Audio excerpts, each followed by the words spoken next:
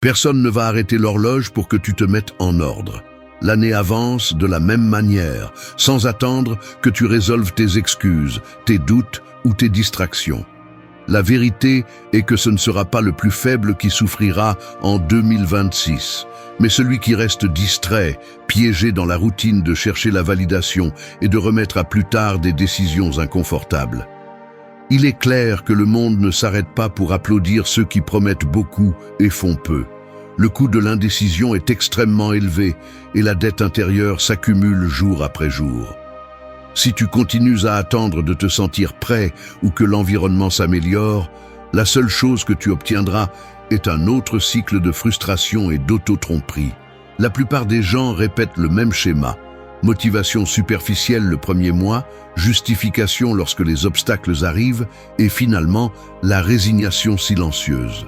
La véritable transformation ne se produit pas lorsque les autres te regardent, mais dans ces moments où personne ne prête attention et où tu choisis d'agir avec fermeté. Cette année ne va pas te changer, c'est toi qui décides si l'histoire se répète ou si, enfin, tu prends le contrôle. Il ne s'agit pas de résister à l'extérieur, mais d'entraîner le caractère à l'intérieur. Tu seras jugé par tes actes, pas par tes intentions. La cohérence est un muscle et elle ne se renforce que par la pratique, pas par des discours. Si tu veux une année différente, commence par laisser derrière toi le bruit de l'approbation externe et entraîne ta autodiscipline comme si ton avenir en dépendait, car il en dépend. Personne ne va te donner la permission de te transformer. C'est toi qui te la donnes, ou ça n'arrive pas. 1. Parle moins, agis avec détermination. Personne ne te prend au sérieux parce que tu ne le fais pas non plus. Tu parles trop et agis peu. C'est la vérité que la plupart préfèrent ignorer. Tu passes ta journée à expliquer ce que tu vas faire, à lancer des plans dans l'air, promettant que cette fois-ci, oui, que maintenant tu vas te discipliner, que tu vas changer, que tu vas commencer. Mais chaque mot que tu jettes sans soutien est une dette mentale qui s'accumule. Ton cerveau s'habitue à l'inflation de tes promesses vides et avec le temps, même toi, tu ne crois plus à tes déclarations. À quoi bon répéter tes intentions si tu ne les transformes jamais en décisions concrètes? Les personnes fortes ne perdent pas de temps à se justifier, ni n'ont besoin d'annoncer leur discipline ou leur concentration. Elles agissent simplement. L'habitude de parler moins et d'agir avec détermination est la base de l'autodiscipline. Chaque fois que tu remets l'action à plus tard pour expliquer, chaque fois que tu cherches une validation avant de te déplacer, tu t'entraînes à la faiblesse et tu deviens accro au confort des mots faciles. Parler est bon marché, même agréable, car cela te donne une fausse sensation de progrès. Ce n'est pas du progrès, c'est de l'auto-tromperie. Le monde à venir n'attendra pas que tu termines ton discours intérieur, ni que tu demandes la permission de commencer. La véritable différence entre ceux qui avancent et ceux qui restent coincés dans des cycles de frustration n'est pas le talent ni la chance, c'est la capacité de se taire et de commencer.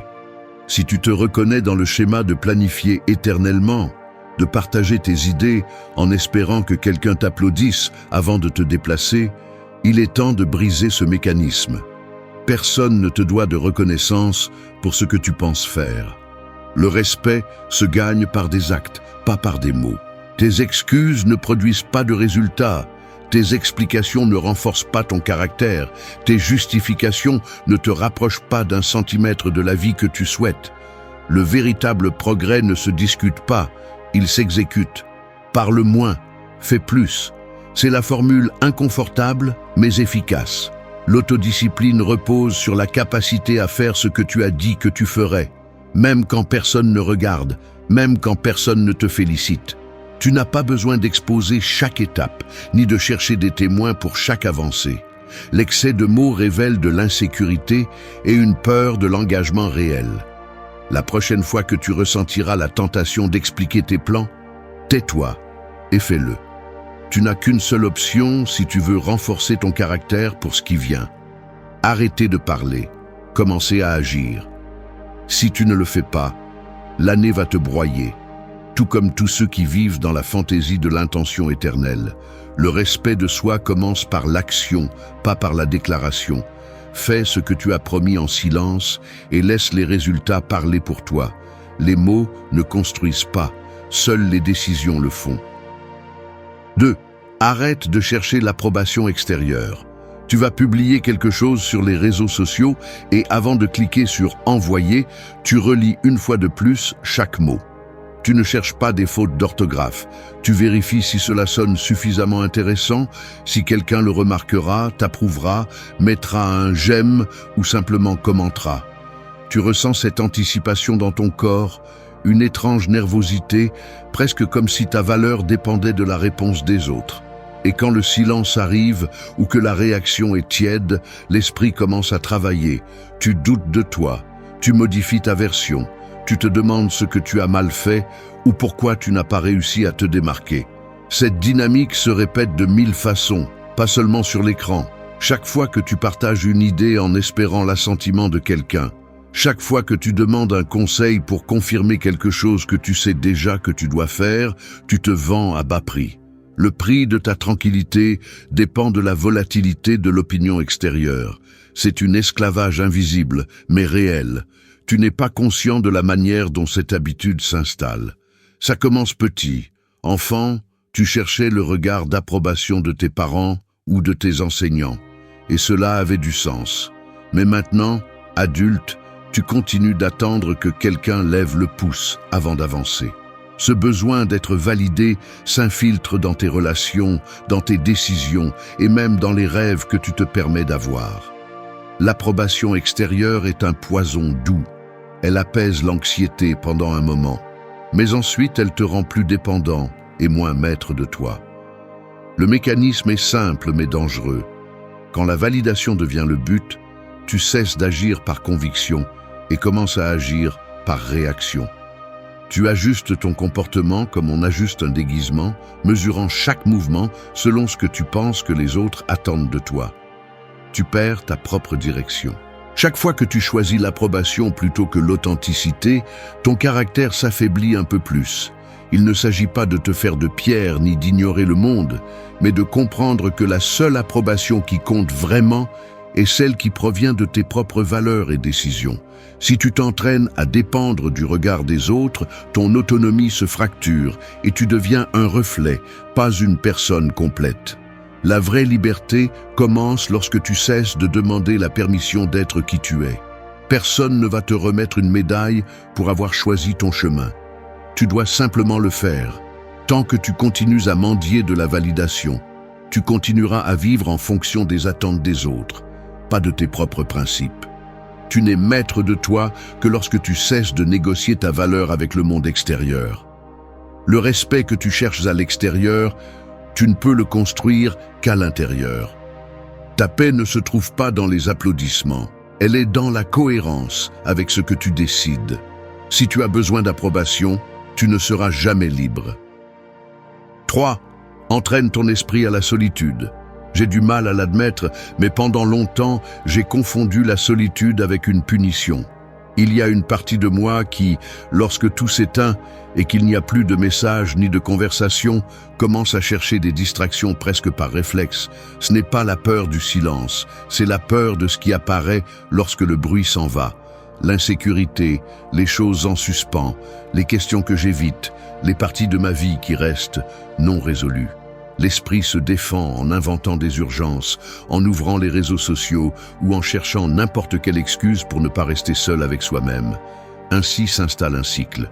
Chaque fois que je ressens de l'inconfort ou du vide, je me précipite pour le remplir d'interactions, de nouveautés, de l'illusion de compagnie. Mais ce mécanisme est un piège. Car dépendre de la présence ou de la réaction des autres pour se sentir stable te fragmente de l'intérieur, te rend faible au fond, même si en surface, tu sembles occupé et entouré de gens. Si tu l'analyses froidement, l'incapacité d'être seul n'est pas un symptôme mineur. C'est un signe que ton esprit ne se gouverne pas encore lui-même. C'est un indicateur que tu ne sais pas encore t'asseoir avec toi-même, regarder tes habitudes et dialoguer avec tes décisions sans fuir. La dépendance aux stimuli externes devient une sorte d'addiction invisible. Elle te garde occupé, mais jamais satisfait. Ne pas entraîner la solitude, c'est comme laisser le muscle de ton caractère sans exercice. C'est pourquoi tant de gens perdent le nord quand ils n'ont personne à consulter, quand les réseaux se taisent ou quand la validation ne vient pas. La véritable maîtrise de soi commence lorsque tu deviens capable d'affronter tes pensées sans les déguiser en activité.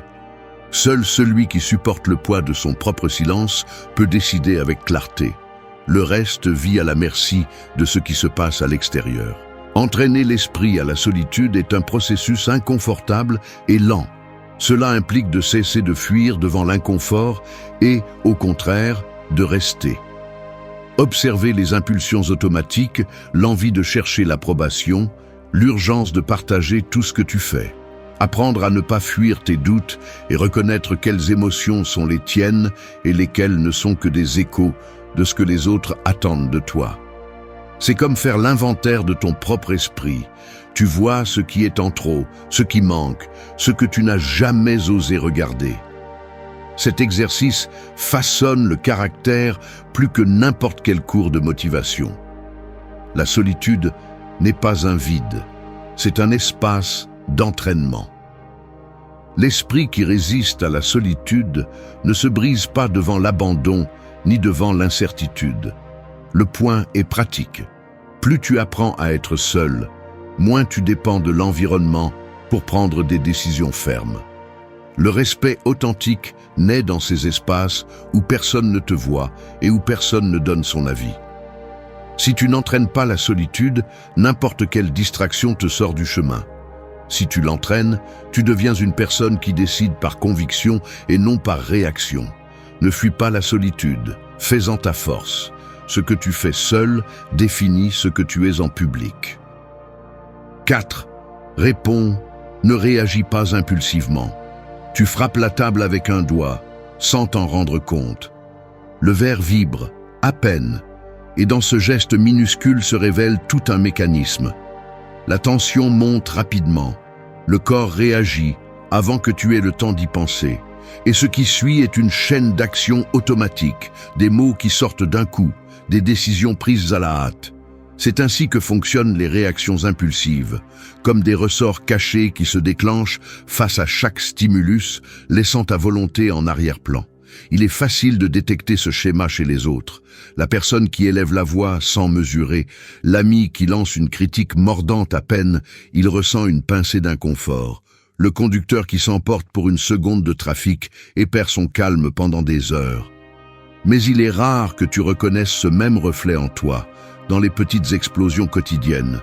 Quand ton sourcil se fronce à peine, quelqu'un te contredit. Quand tu es déjà en train de répondre à un message sans penser si cela en vaut la peine. Quand tu te sens obligé d'intervenir dans une discussion qui ne te concerne pas. La réaction est un raccourci confortable, car elle économise l'effort de faire une pause et de traiter. Répondre, en revanche, est un autre type de mouvement. C'est la distance que tu mets entre le stimulus et l'action. Ce bref instant où tu respires et décides, au lieu de laisser l'émotion décider pour toi. Cela se remarque dans les gestes de ceux qui ont entraîné l'autocontrôle.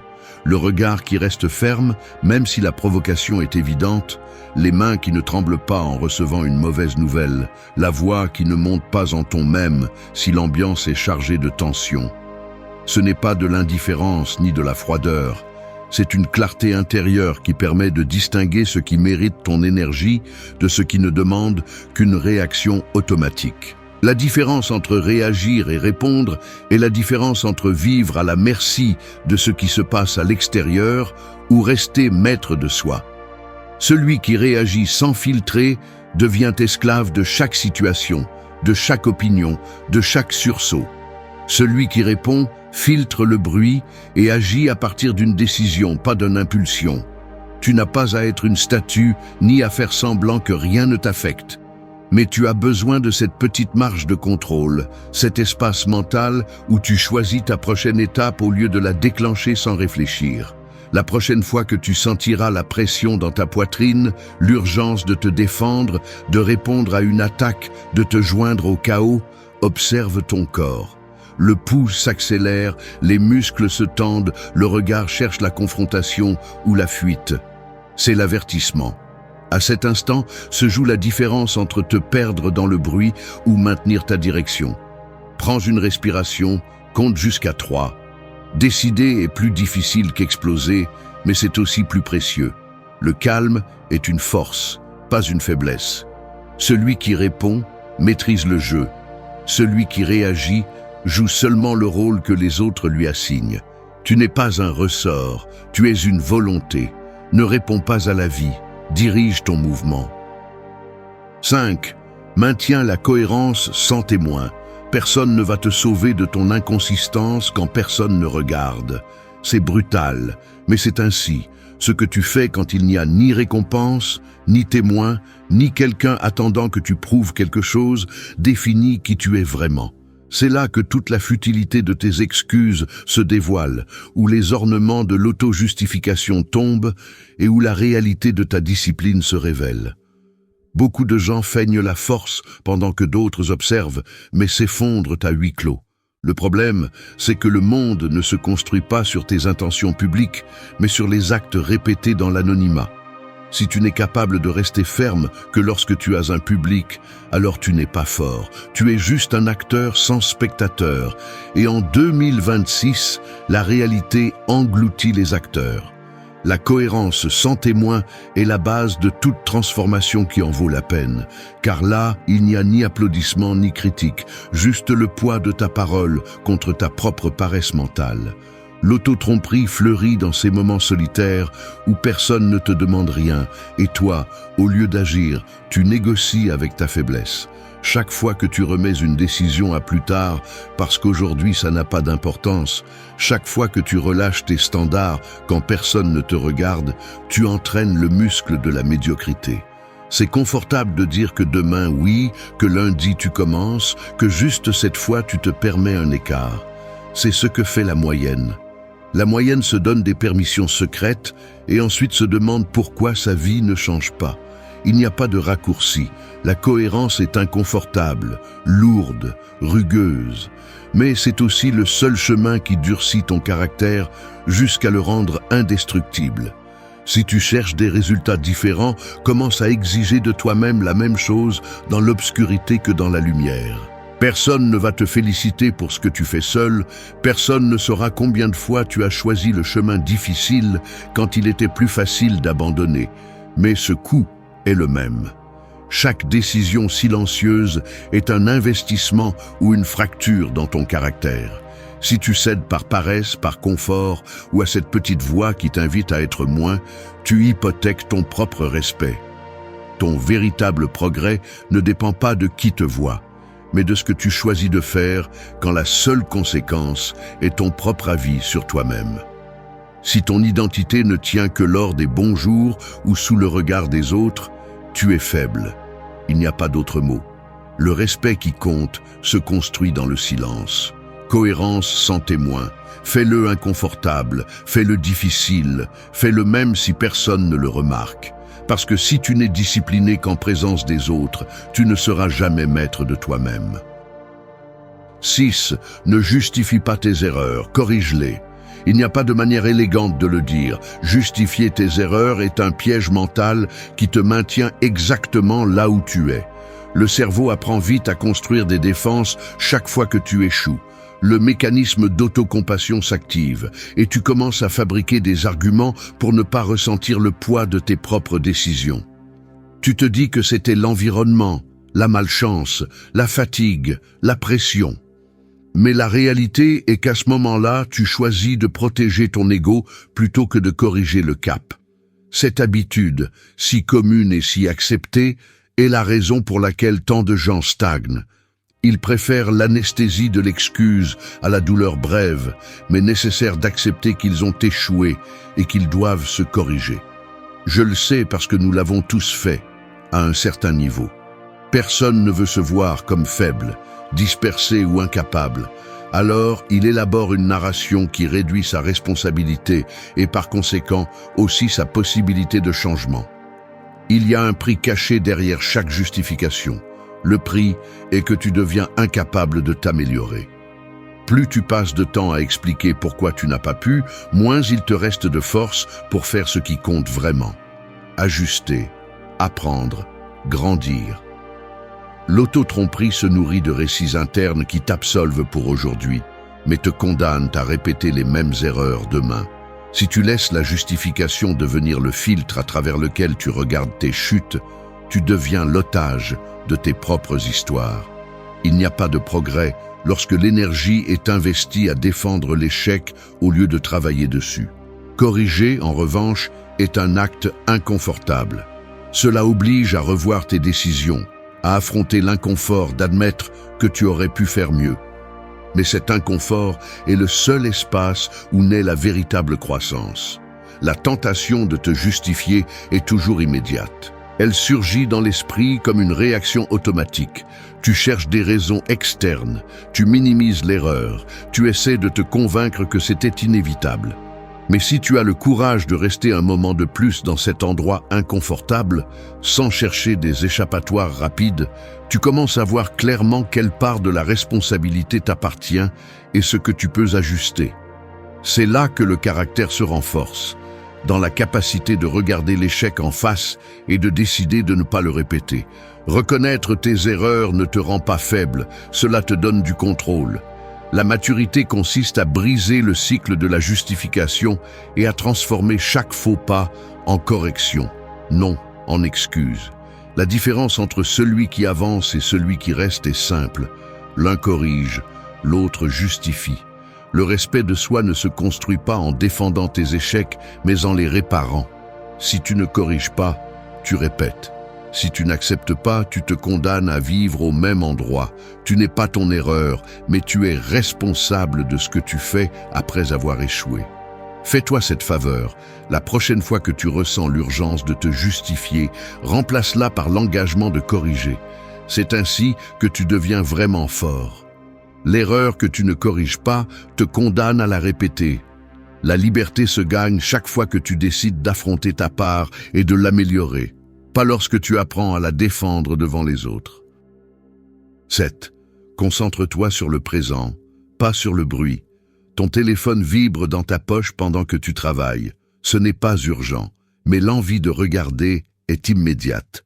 Tu ouvres l'écran, vérifies des messages, sautes sur une notification, et tu finis par naviguer sur quelque chose qui ne t'intéresse même pas. Quand tu reviens, 20 minutes se sont écoulées et la concentration n'est plus la même. Derrière ce geste se cache une chaîne de causes et d'effets. L'environnement numérique et social est conçu pour capturer ton attention et la disperser en 1000 fragments. Chaque interruption, chaque petite distraction te vole la capacité d'être présent et, ce qui est pire, installe un schéma de dispersion mentale qui se répète dans tout ce que tu fais.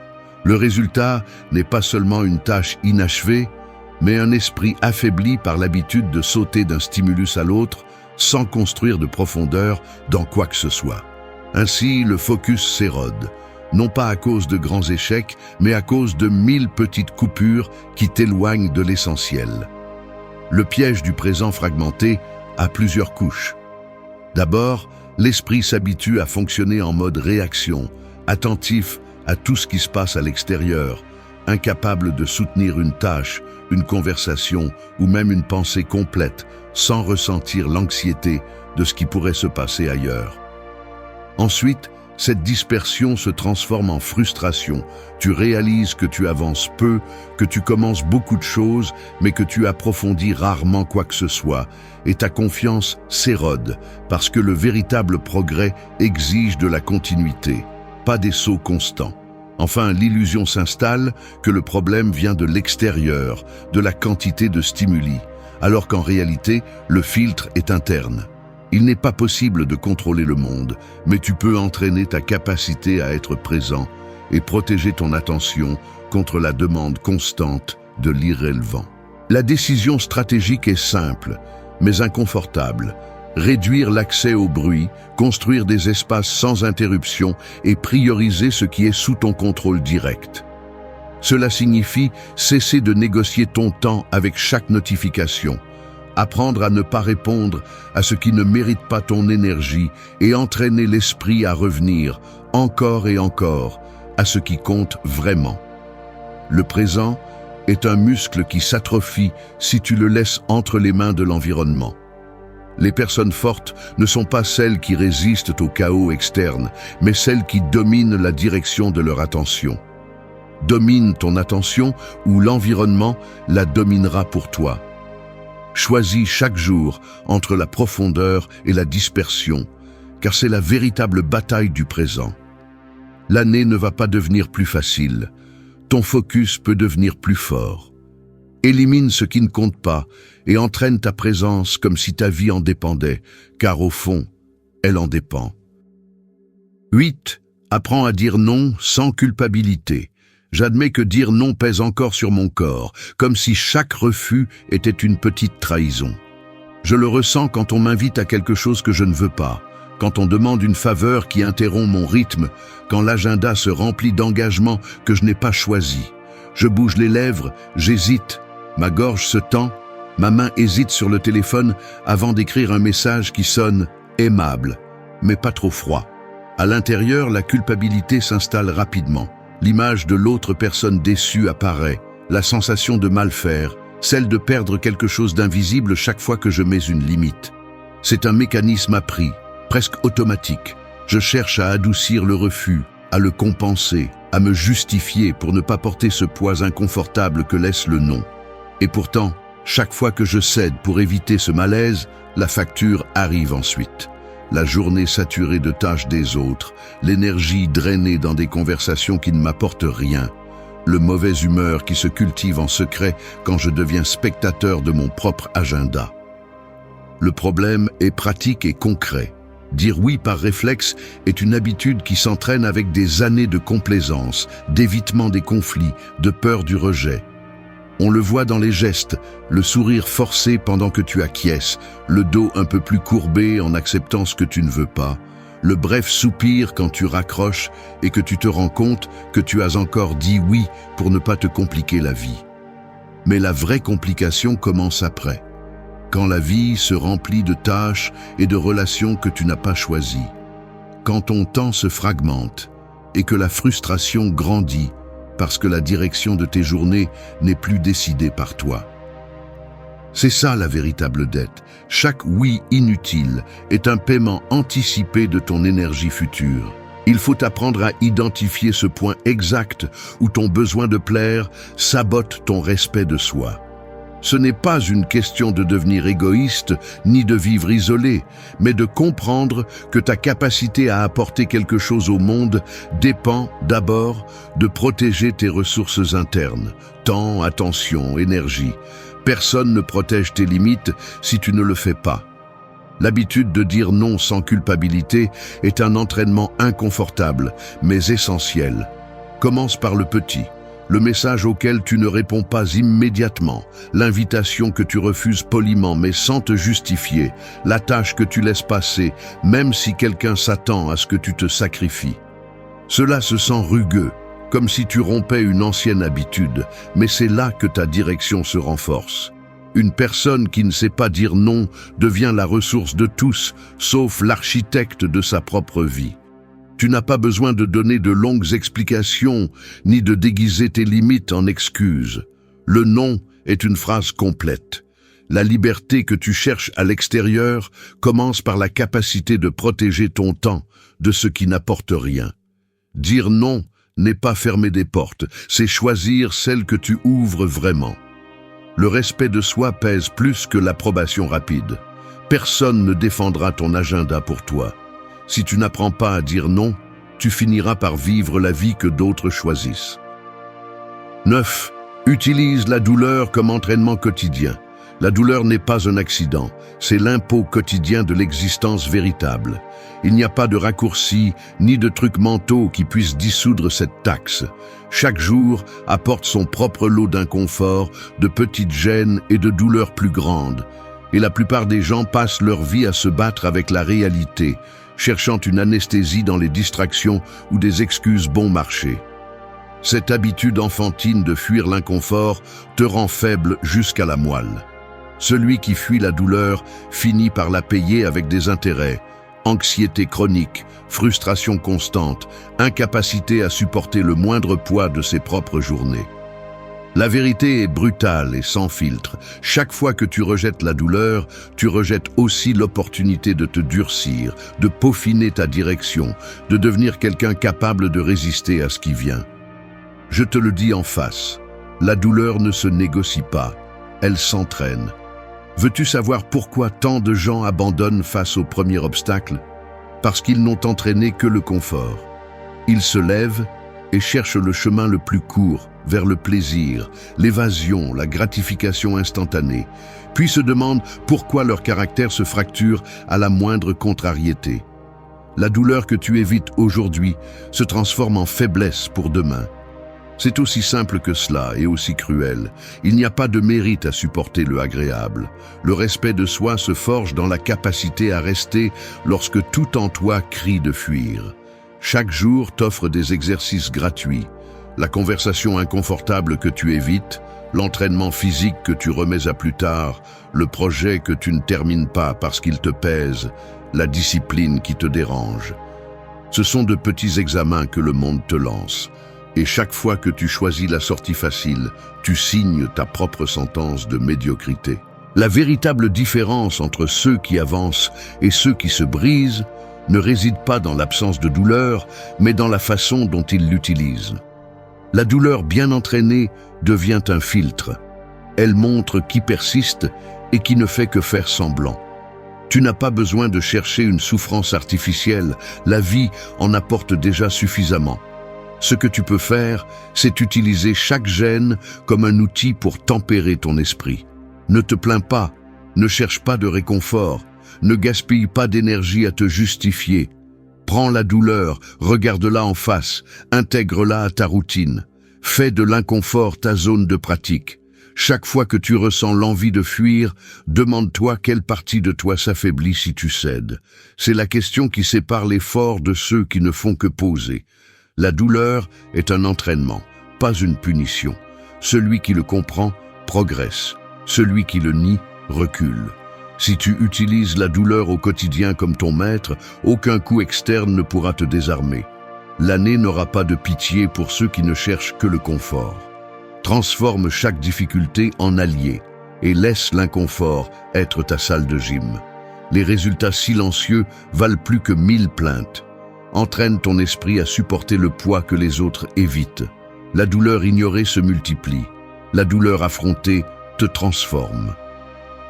10. Transforme votre vie en silence. Le véritable changement n'a pas besoin de témoins ni d'applaudissements. Se transformer en silence est la preuve ultime que votre engagement n'est pas lié au regard des autres, mais à la décision invisible que vous prenez chaque jour, quand personne ne vous exige, quand personne n'attend rien de vous. Il est facile de tomber dans le piège de chercher une validation même pour la transformation, montrer de petites améliorations, annoncer que cette fois c'est sérieux, partager des progrès en espérant une reconnaissance extérieure. Mais ce qui compte vraiment se construit sans public et sans propagande. Derrière chaque habitude maintenue en secret existe une conviction silencieuse, une détermination qui n'a pas besoin d'être célébrée pour se sentir solide. L'esprit humain cherche des raccourcis d'approbation car la reconnaissance est plaisante et donne une fausse sensation d'avancement. Mais au fond, transformer votre vie en silence est un défi contre l'ego, un entraînement quotidien pour cesser de dépendre des stimuli externes.